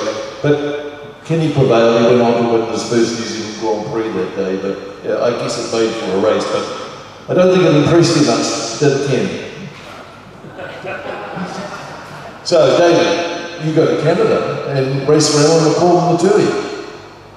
Yeah, that was another Kiwi adventure. Alan McCall was a proud New Zealander, ex-McLaren guy, and he'd seen me running the Chevron at Pukekohe and thought, how about a drive in my Tui? And I went quicker in the Tui than the Chevron, so he thought that can't be bad. Chicanes at that time we'd learned from KK Rosberg. I don't know whether you've seen pictures of KK Rosberg. When he arrived in New Zealand, apart from drinking and girling and smoking, he actually drove cars very, very fast. And most of us Kiwis we look after our cars. We actually look after the rims, we look after the tyres. And this bloody wog from Germany, he just drove over the curves like they didn't exist. But it was usually half a second to a second quicker. And we caught on pretty quickly. That's the way it is. So this was before Paul Radisich went to England and won the World Championship in saloon cars, doing exactly that, in Europe, leaping curves, because the shortest way around the track will always be quickest, and that's what KK showed us that. So, those the Tui was a quick car. Canada were in the Labatt's Championship. I did, again, not a full season. We started late, and I think he sacked me in the end because I didn't go quick enough for him. But the driver he put in obviously struggled. So it was a Tui, it was a one-off car. I spent my life in one-off cars when I look back, except in the RT4, which is hard. I mean, you might get lucky and run a car which is really fast, but it wasn't until I got to the RT4 that things really came right. But yeah, you know, the Tui was okay. Ran with a lot. I picked a very bad year to go because there was Gilles Villeneuve, KK, Harry Holmes, there was Bobby Rahal, Bob Brown. There was some damn good drivers. So it was a measure of the success of the series, who was running. Well, speaking of one-off cars, Ross, you managed to you did something that even David Oxton won 3 New Zealand Gold Stars in a New Zealand-built car. You won a Gold Star in a New Zealand-built car that you and your brother built. No one's ever going to do that again. No, I don't think so, but it was a lot of hard work, a lot of good fun, but a lot of luck too, you know. It was a reliable car, and I guess that helped us in the end. At the end, Kenny was right behind me on points as the season finished, and we got to the final race at Manfield, and it was that weird. I think Smithy didn't even start the race, didn't they? No. Yeah, so just sometimes things fall your way. Joe, we're going to talk about some of the great drivers that Dick Bennett has worked with in a moment, but you've worked with some pretty decent drivers as well over the years, and I guess everybody would be interested to know just how much of a difference being a mechanic or a top driver is compared with the grind of dealing with somebody that's crashing the car, breaking stuff, and all that nonsense. I think I ran into that more. So I was race car mechanic for 20 years, and then, been restoring vintage race cars. And when you go to a vintage race, you know, they're the Walter Mitty type that, you know, always wanted to do it, now have the money. So, you know, after you work with good drivers, and I was lucky. George Foreman was a great driver. Worked with him. Worked with Allenser Sr. was our first win in the Frisbee. And then he wanted his son from Super League, having won Super League, to have a guy that was sponsoring the Super League to buy the Frisbee team and have them run it. He won the Can-Am Championship with Al Jr. Al Jr. was 19 when we started the Can-Am, and he looked like he was 50, but quick. And we went to the first race at Road America, and Patrick Tambay qualified on the pole. Was in the rain. Junior took the lead, won the race, and on the podium, Patrick Tambay said to Al Jr., he said, enjoy that win, young man. He said, that will be your last one this season.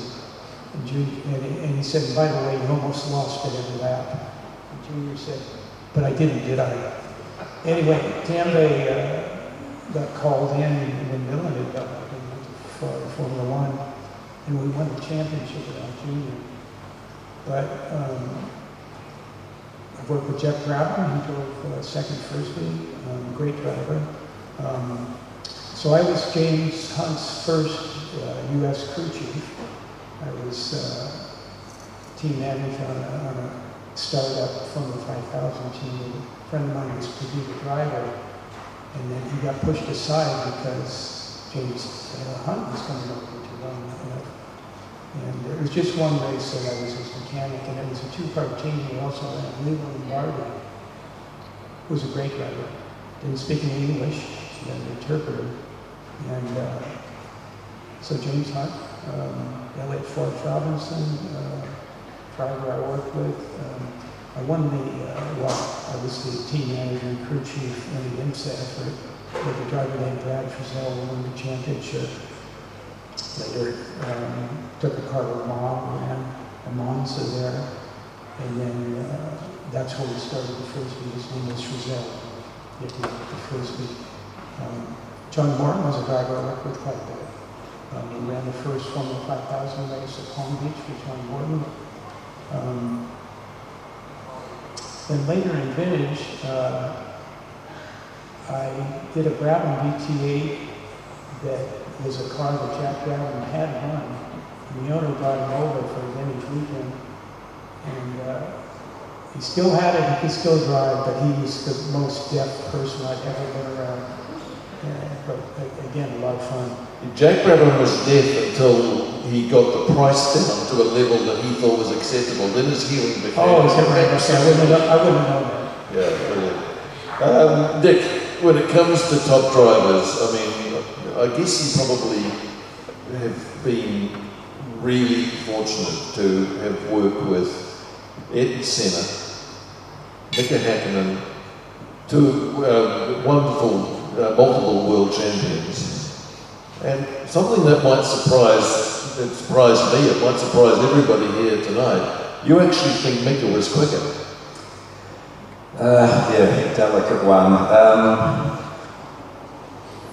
We've had 5 British F3 champions. Jonathan Palmer now owns, he's like the Tony Gwynn of England. Ayrton was our 2nd champion. Then Mauricio Gugelmin, a friend of his, another Brazilian. Then Mika Häkkinen, then Rubens Barrichello. And I get asked a lot, and it's a difficult one, but Ayrton was a complete driver. I lost a sponsorship deal because he fought about the front of the cockpit. And I thought, he's a young Brazilian driver, no, I'll do that side. No, he won the battle. But he was a fantastic all-round driver. He could give you feedback about the chassis, the engine, everything. And he could ring you up 3 or 4 days after a test race and, oh Dickie, I forgot to tell you about on lap 4, the car felt like that. We've had other drivers who can't remember anything half an hour after a race because they're so focused on driving they forget what's going on. Mika Häkkinen comes and joins us, and one of the fantastic memories is the first test we had at Brands Hatch in the wet. He'd already done a year of F3 in a Reynard with the new Huey Absalom Dragon Motorsport, but Huey hadn't run F3, so they were finding their feet. Mika went out in the wet and went P1, whereas the year before in the Reynard he was struggling in the wet. And I've never seen him smile so much. And, okay, he's quickest in the wet. And he said, everyone says David Brabham's the best in the wet. And I'm quicker than him now. I said, yeah. And he was, his face was so lit up. Went out in the dry, stuck it on pole, won the race. There was a end of 89 before he joined us in 90. But his feedback was turn the wheel, understeer. And silly me, I didn't realise he couldn't write English. So the first test, I put him down in the front of the transport, pen and paper, do a lap, tell me that. I went back to the garage, come back in the transporter, blank sheet of paper, he hadn't written anything on it. I said, come on mate, Philip. He said, I can't write English, that's not my fault. He's finished. So we went through a lap and it was unbelievable. It was all done with his hands and his gear lever. Up to Druids, understeer, yeah, put it understeer. Oversteer. And then change gear. It was just, but his pure raw talent, I would say, was every bit as good as Ayrton's. He could drive a car with 3 wheels on. He was fantastic ability to drive a car quickly. David, let me take you back to Pukekohe, January 1983. You win the New Zealand Grand Prix. Not the field that you probably would have liked to have won the Grand Prix, you probably would have liked 25 cars on the grid instead of 15 or 16, but nevertheless a fantastic day. I can still see the smile on your face. It was obviously a very important thing for you and I guess your dad.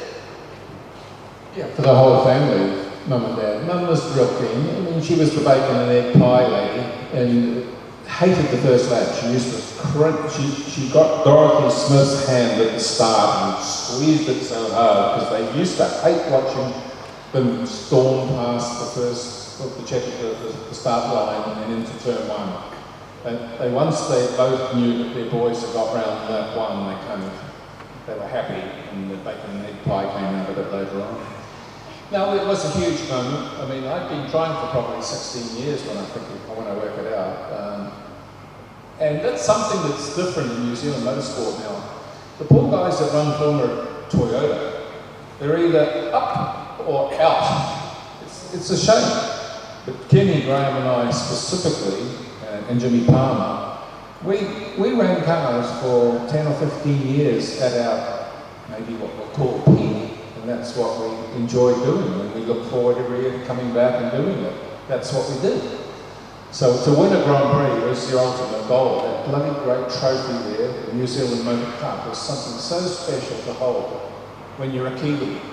And I was lucky enough to do it. It took a long, long time, and a bit of luck along the way. But then I had bad luck along the way that probably stopped it at times. Look at that other trophy there. That's a solid silver. First New Zealander in a Grand Prix. So I didn't win, but I probably got it 6 times for being the first Kiwi, which was also very proud time. David, you forged a very strong relationship, both friendship and driving partnership with Peter Brock. Yeah. Now there's a different take on things, isn't it?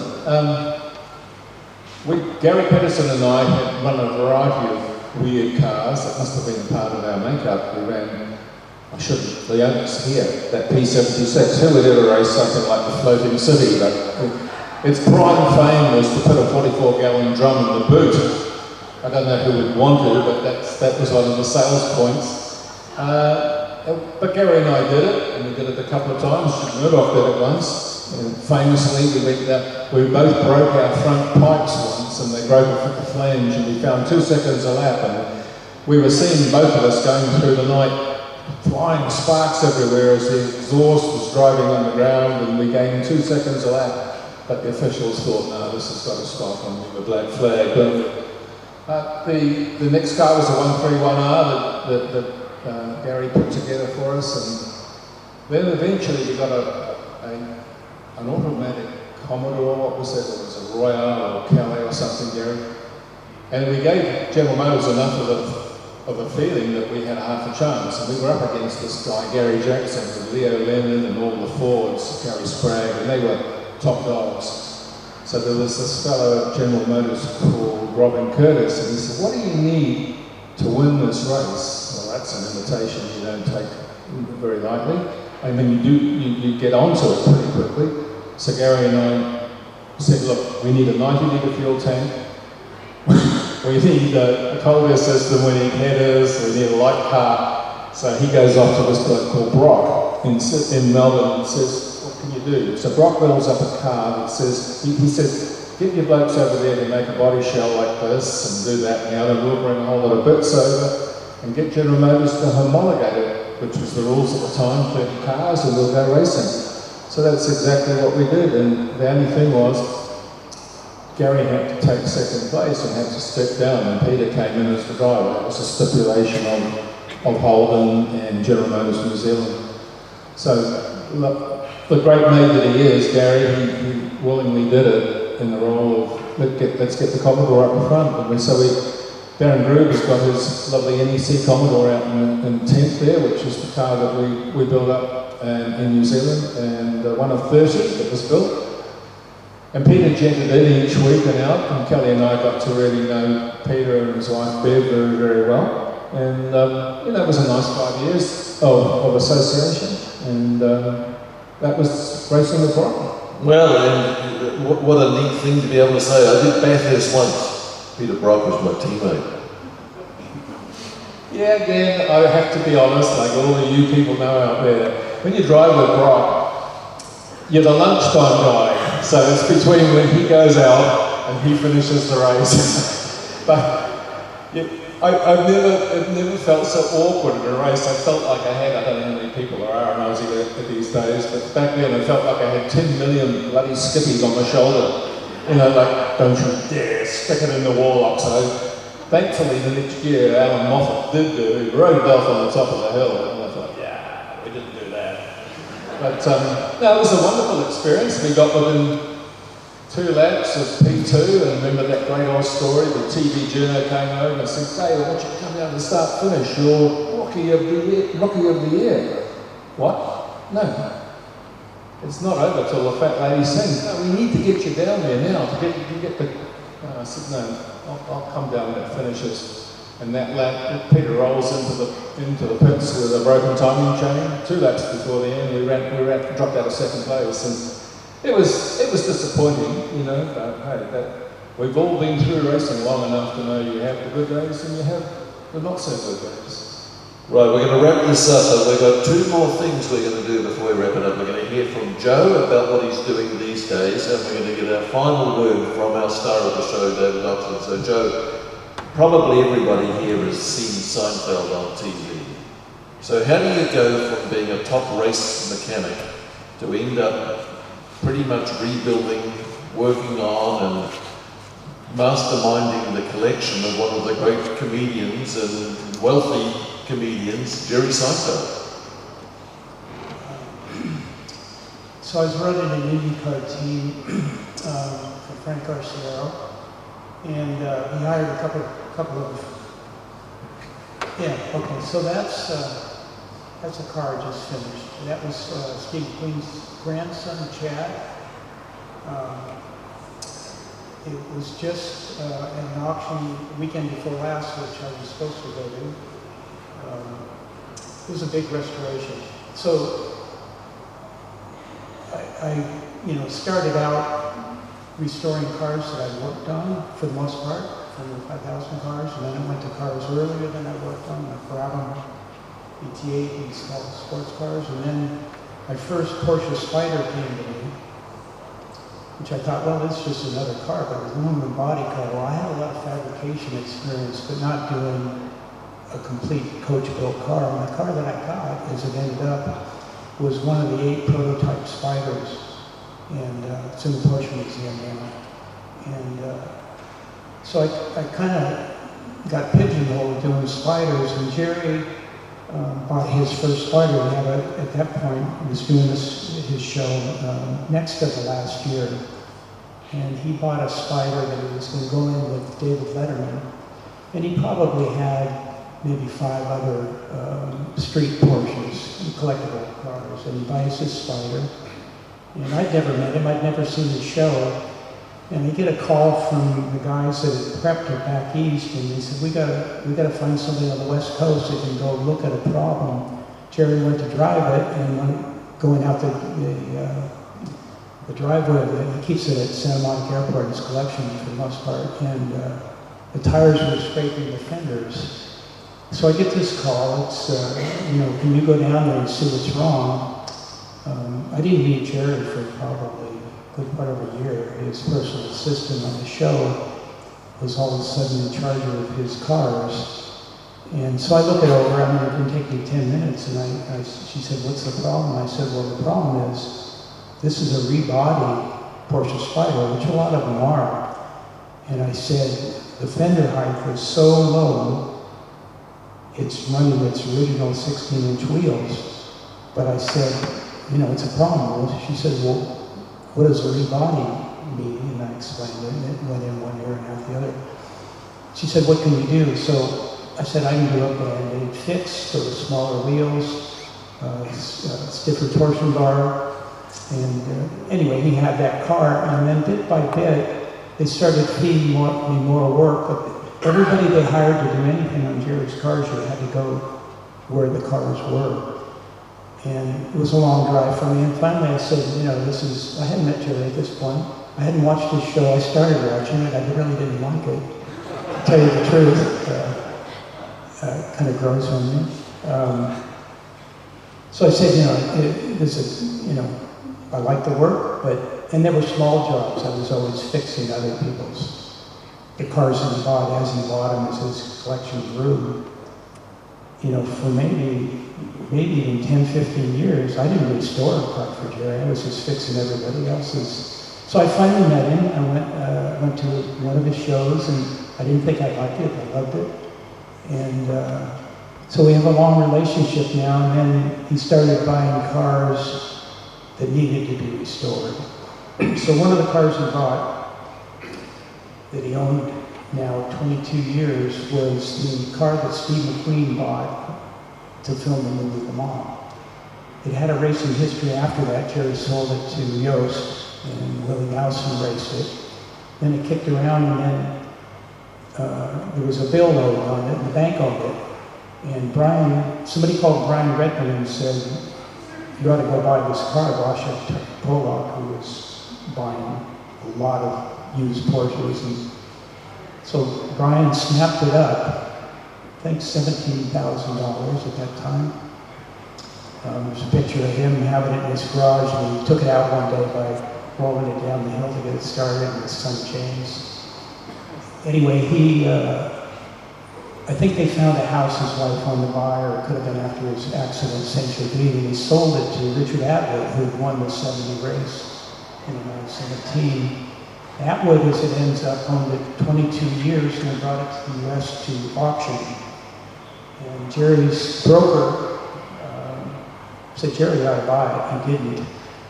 And then it was in L.A., in Beverly Hills, in the showroom, and one of the writers said, Jerry, that 917's here. So when Atwood sent it over, he painted many paint jobs.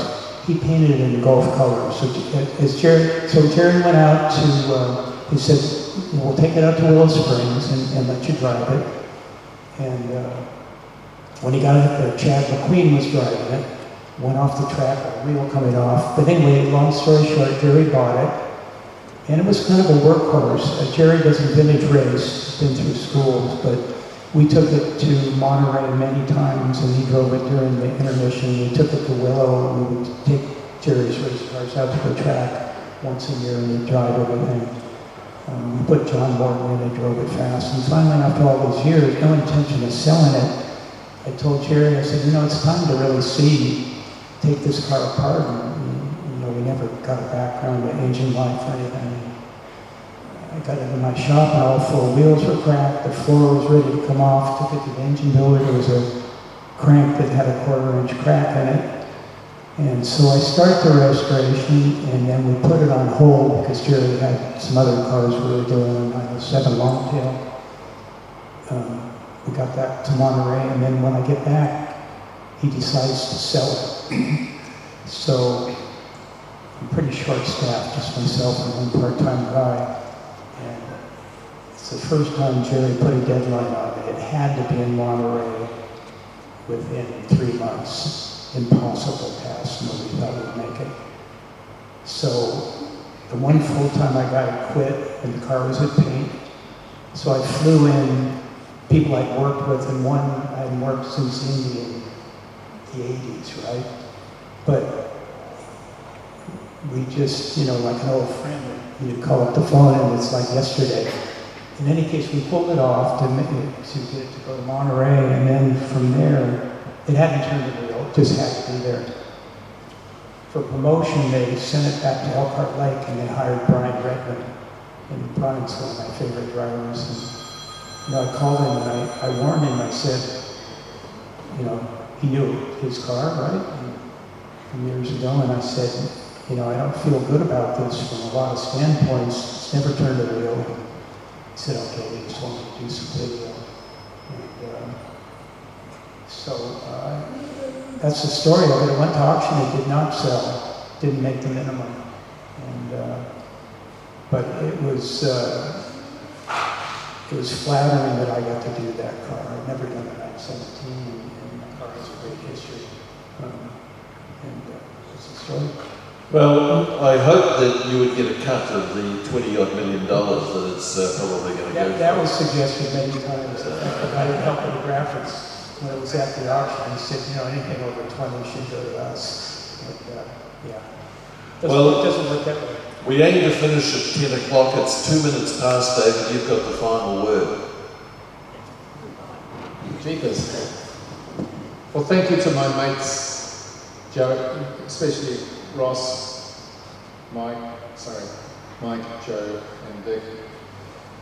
Ross, we haven't talked enough about your wonderful achievements. Stone Brothers have done so much, and legends of New Zealand motorsport, all of you guys in there. I thought about Jack Nason's agent who built that Victorious, that wonderful all-comers saloon car. And then Jimmy and Ross, random guys actually starting their careers in Australia. When they started Stone Brothers Racing, and we all were very, very proud of the boys from South Auckland who we knew. And they're such Kiwis, they never changed, and they just run bloody good cars. They resurrected, rebuilt 2 of the cars, sold one of them, and the other one's on display here somewhere. Ross, where is it? Is it in Pit Road? Or? No. Oh, it's in the tent, sorry, I didn't realise. But if you ever get a chance over the weekend, look at Ross's car, the Engel 2006 Championship car, work of art. And they've done so much over the years, and they've helped so many New Zealand drivers get the start in Australia. What a neat friend to have. And I keep saying I'm so lucky to have these 3 friends especially. And they all were so willing to come out. Joe and Dick came back from their overseas, and I think Debbie kept it secret from me for quite a while. I know about Becky coming. We talked to my wife, but Joe just decided at Christmas he's got to come and do it, and he missed the option. I never told you, but I read about the fact that they were going to honor you. Yeah. And I was about to call Stephen and say, can we pull this off as a surprise?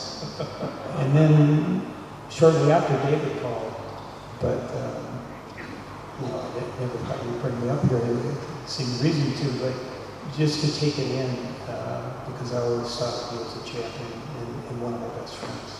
It's been a great journey knowing these 3 boys especially, but also the other blokes that I've mentioned tonight, and the ones I haven't talked.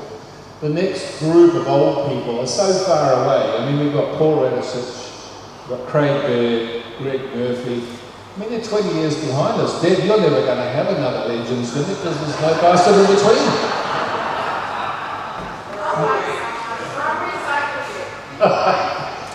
Mike, thank you for being the man who made it happen, and I appreciate the fact that you gave us the chance. This wonderful couch has seen some heroes, but I feel very honoured. As I said to someone tonight, thank God I'm not the King of England. I've shaken too many bloody hands today. I don't know how Charlie does it, but thank you. Thanks a lot.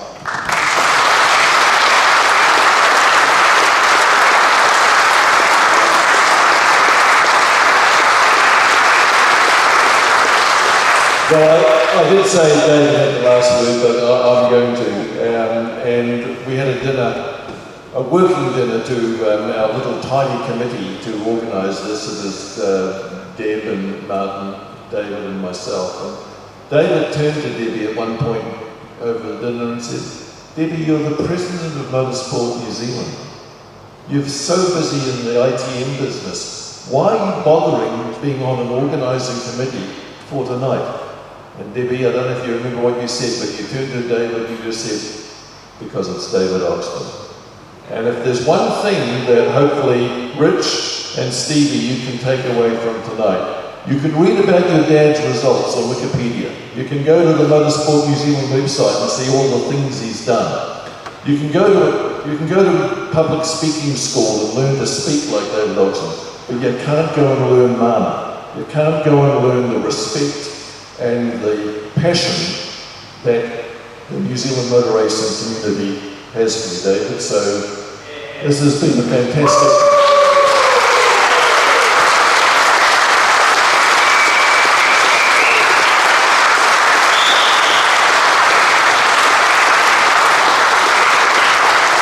Fantastic thing to be part of. So.